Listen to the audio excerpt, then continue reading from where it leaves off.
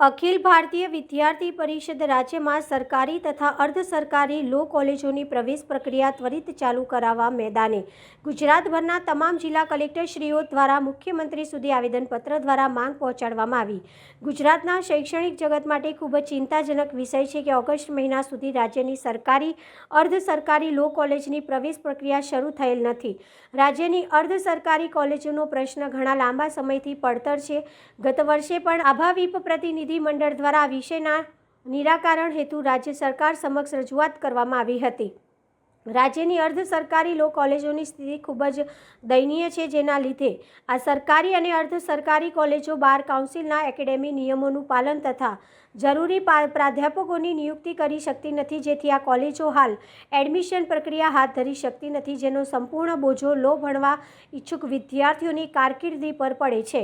આ વિષય પર સરકારશ્રીના ત્વરિત પગલાં અતિ આવશ્યક જણાઈ આવતા સમગ્ર કાયદા વિધિનો અભ્યાસ કરવા ઈચ્છુક વિદ્યાર્થીઓના હિતને ધ્યાનમાં રાખી વિદ્યાર્થી પરિષદ લો કોલેજોમાં પ્રવેશ પ્રક્રિયા શરૂ થાય તે માટે દેખાવ અને આવેદનપત્ર આપી તમામ જિલ્લાના કલેક્ટરશ્રી દ્વારા મુખ્યમંત્રીશ્રીને રજૂઆત કરી।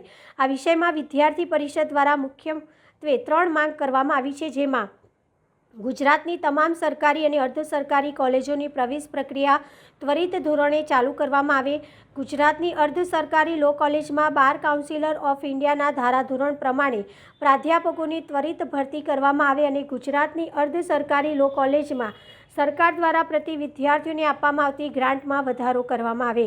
આ તમામ વિષયોના ત્વરિત નિરાકરણ હેતુ અખિલ ભારતીય વિદ્યાર્થી પરિષદ ગુજરાત સરકાર સમક્ષ માંગ કરી છે અને સાથે જ આ માંગોના સ્વીકારાય તો વિદ્યાર્થી પરિષદે ઉગ્ર આંદોલનની તૈયારી બતાવી છે।